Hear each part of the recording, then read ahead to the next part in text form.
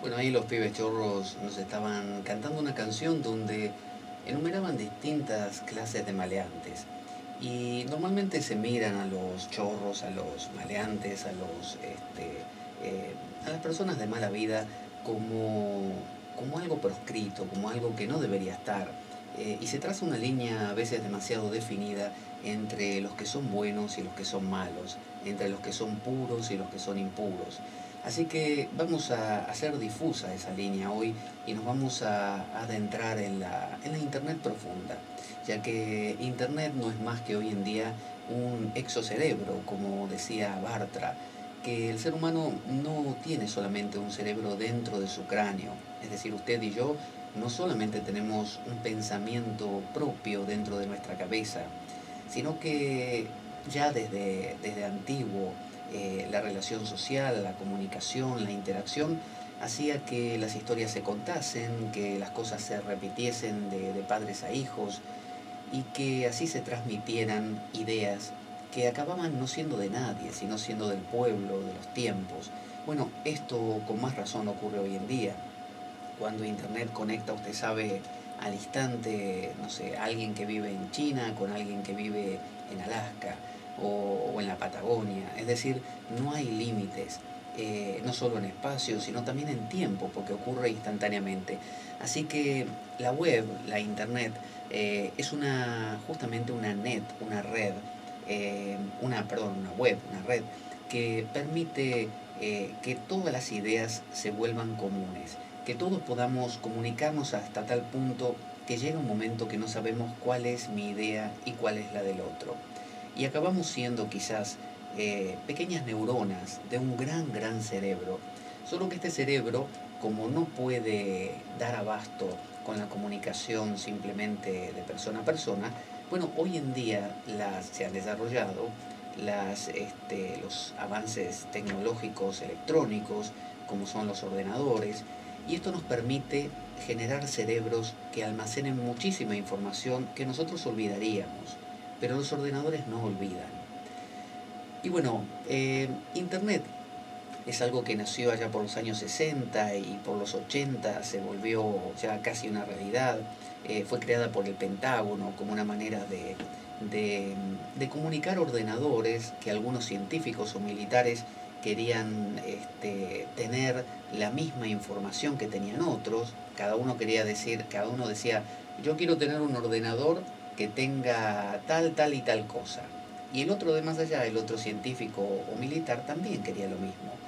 Entonces el Estado norteamericano se vio ante la dificultad de tener que gastar demasiado dinero en tener ordenadores. Se acuerda que en un primer momento ocupaban toda una habitación, así que, y con refrigeración además, porque se calentaban mucho, como esos de las películas, vio que giraban los discos, ¿no? Para un lado y para el otro, como en las películas del futuro, ¿no? de esa época. Y bueno, cosa que no sucedió, sino hoy en día estaríamos llenos de rueditas por todos lados y de luces que se encienden y se apagan. Los ordenadores hoy en día no son eso. Sin embargo, bueno, eso era lo que había en esa época. Y el Estado norteamericano hubiera tenido que gastar mucho dinero para montarle a cada científico y a cada militar un ordenador de ese tamaño, que contuviera toda la información.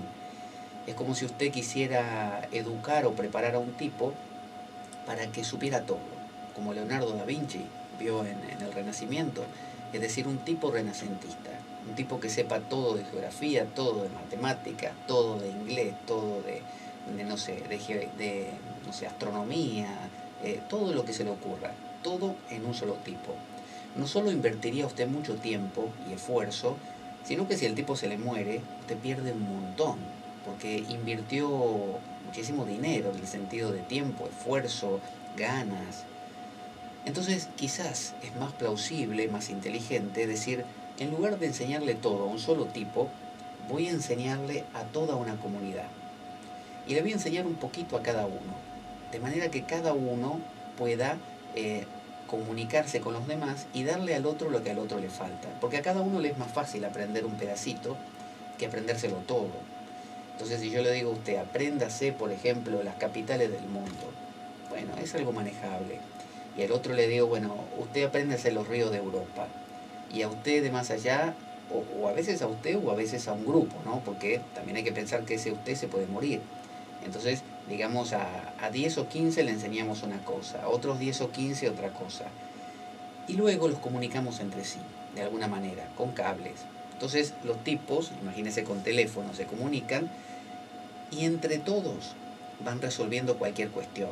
Porque si la cuestión es acerca de no sé, cuál es el símbolo del elemento químico tal, bueno, aquel grupo de gente que fue entrenada para conocer los símbolos de cada elemento químico lo va a decir. Y si necesitamos saber, no sé, a qué temperatura hace ebullición el agua, bueno, habrá otro grupo que lo sabe. Y así todos conforman un gran cerebro. ¿Cuál es la ventaja de esto? Lo que le digo, no hace falta tanto esfuerzo, porque solamente cada grupo tiene que recordar su pedacito y transmitírselo a sus hijos, y en la interacción se forma una especie de gran cerebro. Bueno, eso es lo que hicieron los norteamericanos. Decidieron construir ordenadores más pequeños, pero conectados entre sí. Entonces lo que a uno le faltaba se lo ponía el otro. En consecuencia, no tuvieron que gastar tanto dinero en construir ordenadores grandes que lo supieran todo, sino muchos ordenadores pequeños conectados. A eso le llamaron la Internet, o sea, una red de interconexión. Esto no quedó ahí, sino que dio un salto a los ordenadores de mesa que empezaba a ver en ese momento, que eran ordenadores muy simples, de algunos kbytes, no tenían ni siquiera megas. Yo, por ejemplo, de adolescente tenía la Commodore 64, que tenía justamente 64 megas, pero había otra que se llamaba la Spectrum, que tenía, creo que eran 16, y había otra de 8 inclusive, ¿no? No sé si la Spectrum era de 8. Luego salió la Commodore Amiga. La Amiga tenía 128K y era una especie de Ferrari. Mientras que los ordenadores ahora tienen 1 GB de memoria RAM. O sea que es una cosa incomparable, una locura. El salto ha sido muy grande en poco tiempo. Pero bueno, no obstante, los ordenadores avanzados para esa época se conectaban a través de estos hilos, digamos, y podían entonces generar una red. Y la red tiene mucho más poder que un individuo. Y la red puede responder a muchas cosas más. Y cada uno puede aportar más cosas y volcarlas en esa red. Y esa red ser entonces enriquecida constantemente por toda la gente que participa. Bueno, y esto tuvo mucho éxito. Te lo veo hoy en día, que Internet está en todas partes. Es decir, hay ordenadores conectados en todo el mundo, cada vez más potentes, cada vez más rápidos, y hay en algunas partes del mundo aquello que se llama servidores. Los servidores son lugares donde se aloja información que se va guardando acerca de, bueno, de páginas web, de material, de contenidos, que cada vez que un ordenador necesita algo, lo pide a un servidor, a veces por intermediación de otro, y ese servidor se lo aporta. A veces lo que viene no viene solamente de un servidor, sino de varios lugares al mismo tiempo. Entonces, hoy en día nosotros utilizamos lo que se llama buscadores. Por ejemplo, Google. Google es el más famoso hoy en día, pero también está Bing, también está Yahoo, y ha habido otros buscadores, pero bueno, como Altavista, por ejemplo, pero bueno, han perdido la competencia con los más grandes y han triunfado sobre todo estos tres, de los cuales Google es obviamente el omnipresente. Todo el mundo cuando piensa en buscar algo piensa en Google. Entonces, ¿qué hace Google cuando busca? Google no es más que un motor de búsqueda, es decir, es digamos, un programa que permite a través de varios robots que tiene, así se llama, es decir, a través de funciones robotizadas que se llaman a veces arañas o web crawlers, y lo que hacen estas arañas es ir revisando todo lo que hay en internet, todo lo que hay en la red, detectando, imagínense unas arañitas que se van moviendo por toda la red, una telaraña muy grande, y van tratando de detectar información. Y para detectar información se basan en ciertos parámetros. Entonces van haciendo lo que se llama indexar, van indexando, van generando un índice, van generando una especie de... ¿Vio cuando usted lee un libro que tiene un índice donde usted puede mirar y decir, ah, en la página tal está? Y con eso se ahorra tener que revisar todo el libro. Cada vez que quiere buscar algo, usted sabe que va al índice y lo encuentra. Entonces Google y otros buscadores continuamente revisan la red para buscar material que indexar. De manera que cuando usted le pregunte a Google, por ejemplo, cuál es la capital de Francia, Google inmediatamente lo va a conectar con todas las páginas que haya encontrado antes que tienen ese contenido. En realidad lo que le muestra es un índice. Eso es lo que hace Google. Entonces, esto ha sucedido hasta ahora. Esto es lo que hay. Nosotros pensamos que cuando navegamos por internet, entonces lo que hacemos es revisar todo lo que hay y encontrar lo que queremos. Sin embargo, no es tan así. La internet tiene, podríamos decir, dos niveles. Por un lado está lo que Google y otros buscadores encuentran y le aportan a usted. Y por otro lado están otra serie de páginas e información que no están a la mano. Entonces se generan dos internet, una que se llama Deep Web o la red profunda, o también la Dark Net, ¿no? La red oscura, pero también la Clear Net. La Clear Net o la Clear Web es la red, la internet clara, la que usted conoce, ¿no? Y yo conozco, la que todo el mundo puede navegar. Si usted se mete ahora en internet, va a estar navegando siempre en la Clear Web.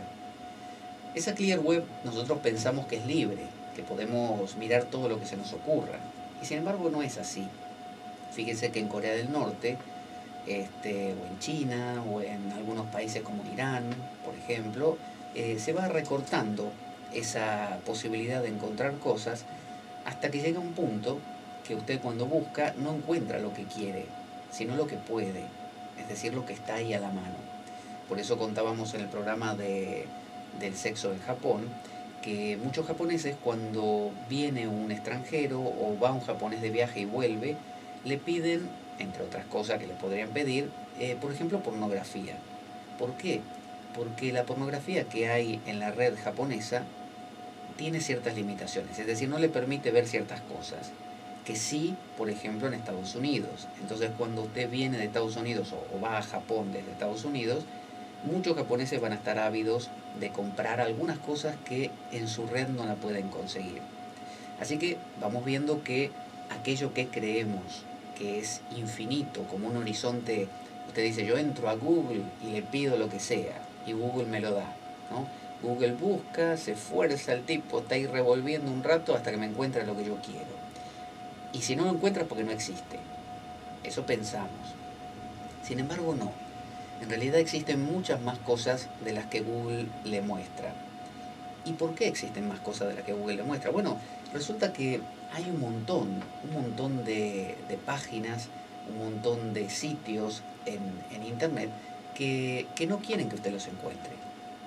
Entonces usted preguntaría, ¿y por qué van a querer que yo no lo encuentre? Si la idea de internet es que todos podamos, digamos, vender nuestros productos. ¿Por qué a esa página no le interesaría? Bueno, hay por ejemplo páginas y sitios que tienen contraseñas y que por eso el buscador de Google no los va a encontrar. ¿Por qué alguien le querría poner una contraseña a algo? Bueno, obviamente porque no quiere mostrar lo que está ahí.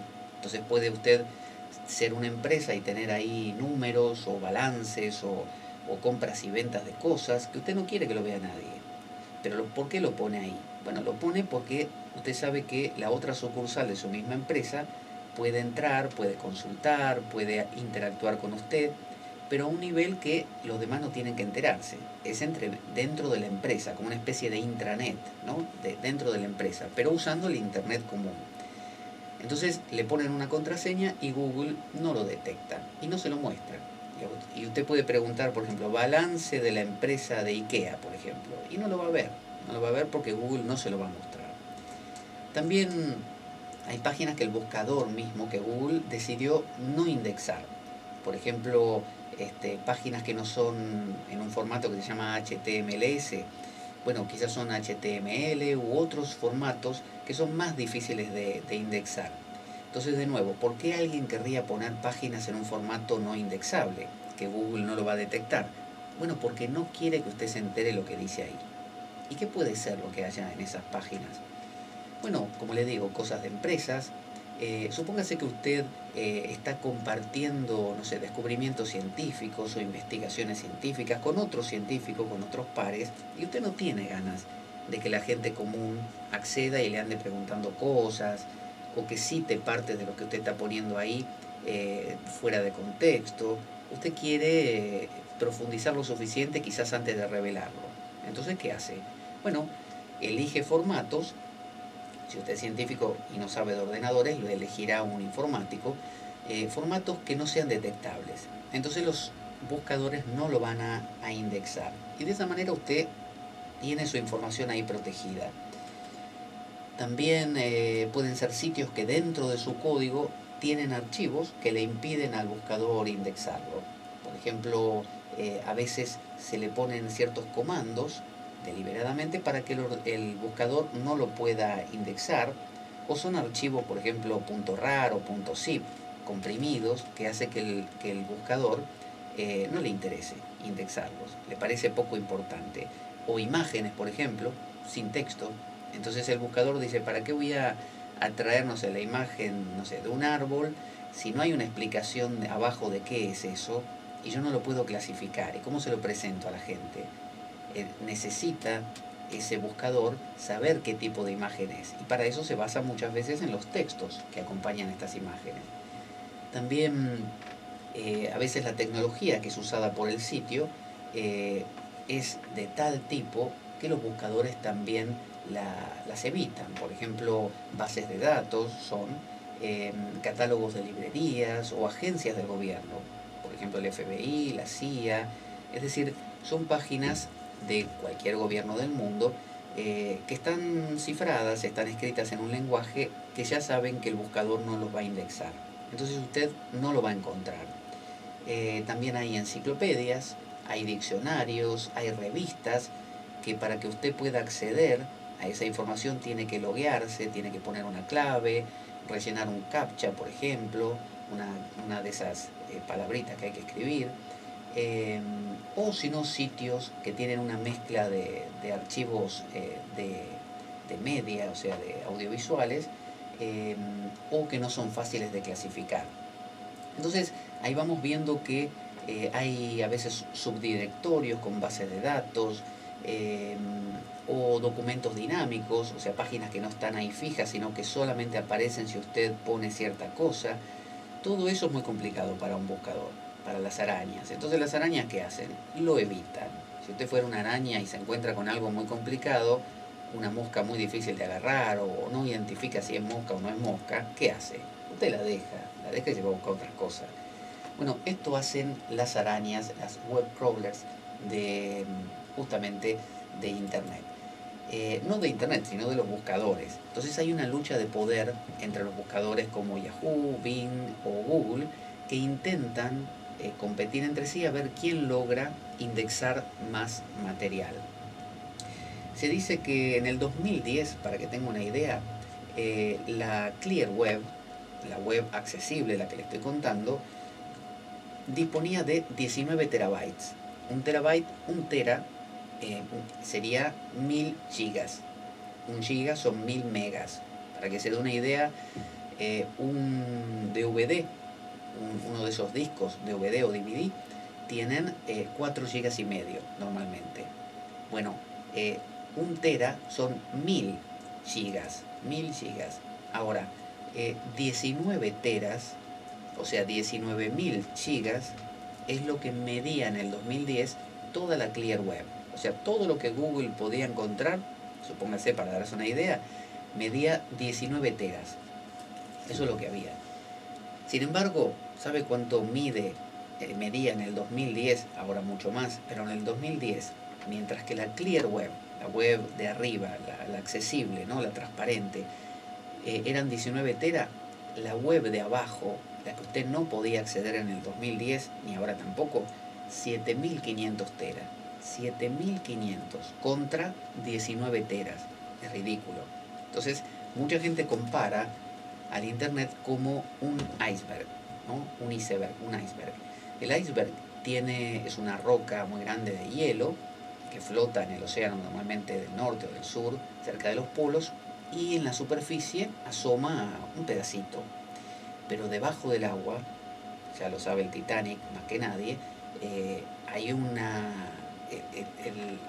casi la totalidad de la superficie del iceberg que está bajo el agua.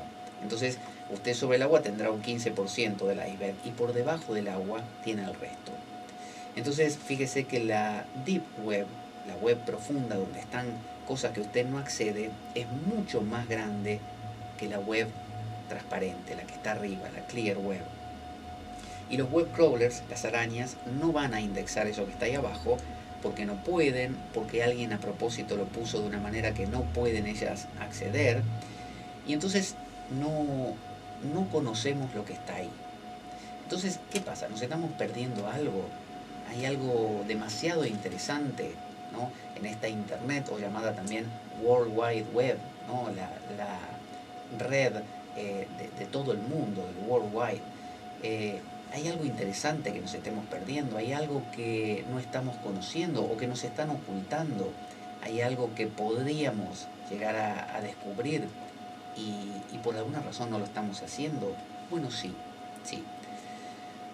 Lo que pasa es que la vida se trata de, digamos, de lo habitual. Cuando usted hace cosas habituales, como por ejemplo ir al trabajo, comer, dormir, amar, odiar, reírse, mirar una película, leer un libro, empieza a descubrir que hay patrones que se repiten, ¿no? Y empieza a dejar de lado, que es una propiedad de la mente, los detalles.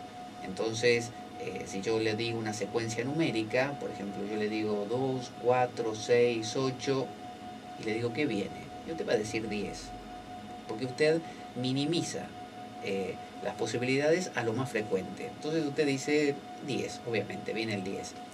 Si yo le muestro una figura, un triángulo, por ejemplo, pero le corto un pedacito a ese triángulo y le digo ¿qué figura es? Bueno, usted se imagina, lo completa y dice eso es un triángulo. Si a usted le muestran una figura, ¿no? Le recortan una figura como una sombra y le dicen, y tiene una forma de contorno humano, le dicen ¿qué es eso? Es una persona. Uno dice, es una persona. Bueno, en ninguno de estos casos necesariamente tiene que ser eso. Después de 2, 4, 6, 8 puede venir 15 o 28 o 7500. No necesariamente tiene que venir 10. Un contorno de persona no necesariamente es una persona, porque solamente lo que me está mostrando eso es que tiene un contorno parecido al de un ser humano, pero para ser un ser humano hace falta mucho más. Y el triángulo, bueno, ese pedacito que faltaba, yo digo que le falta ese pedacito. Y si era así la figura, no es un triángulo, y yo estoy creyendo que lo es. Entonces, la mente tiende a completar para buscar estar tranquila, para buscar esa sensación que tanto nos agrada de tener el control. Entonces, hay un Google, un buscador, que también está en su mente y en su interacción social, porque no se olvide que Internet no es un hardware nada más. Un hardware no es ordenadores necesariamente electrónicos de silicio, sino que es su cerebro y es la sociedad. Entonces usted tiene web crawlers, tiene arañas en su mente que están continuamente buscando información. Y para buscar información buscan cosas repetitivas, cosas que ocurran una y otra vez.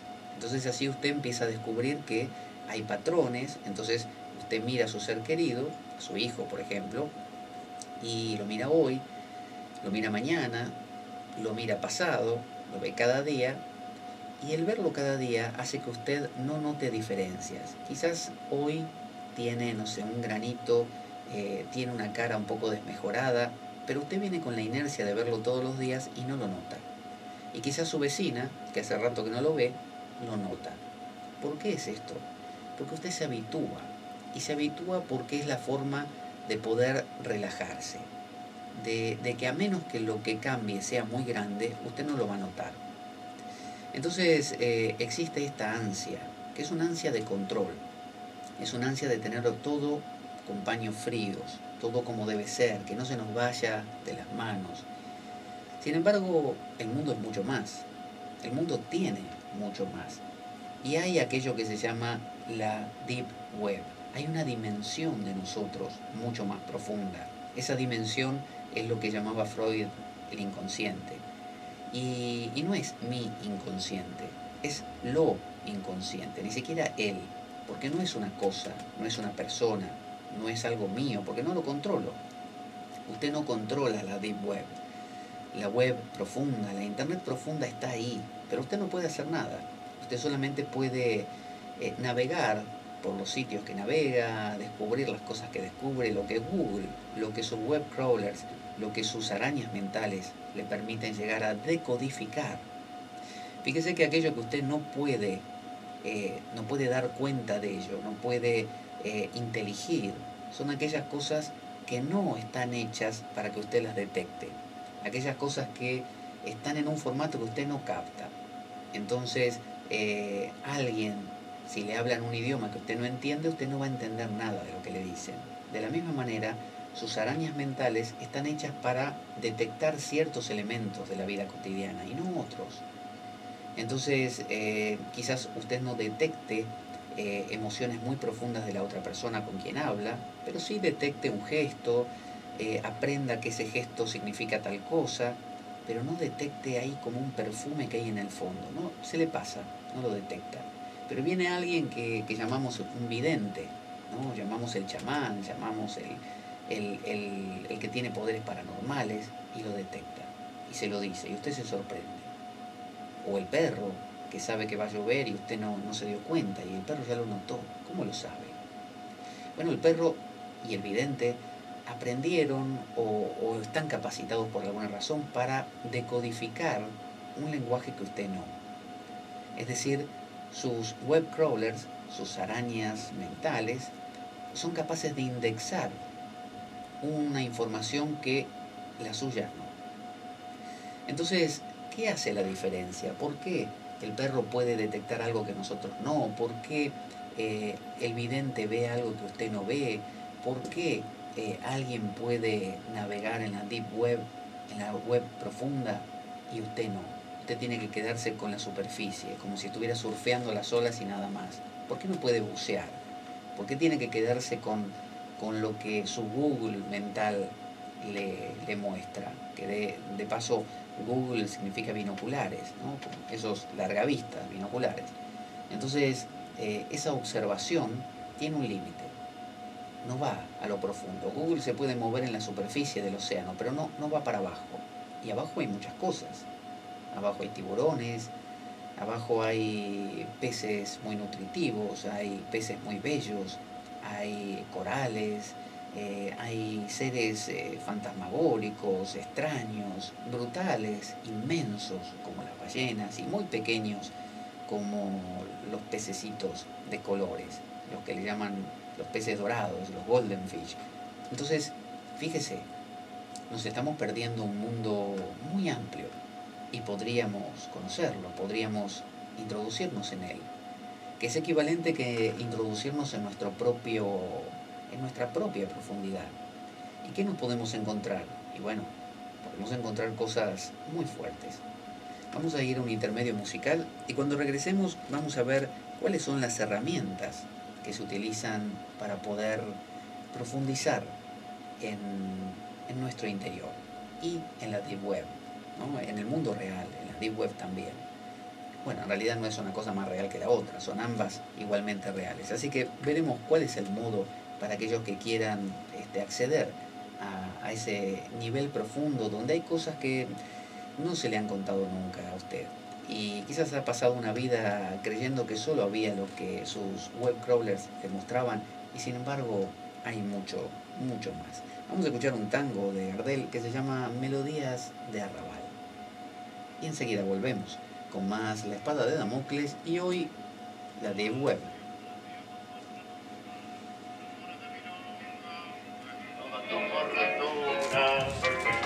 Hay un cuello que resonga en la cortada mi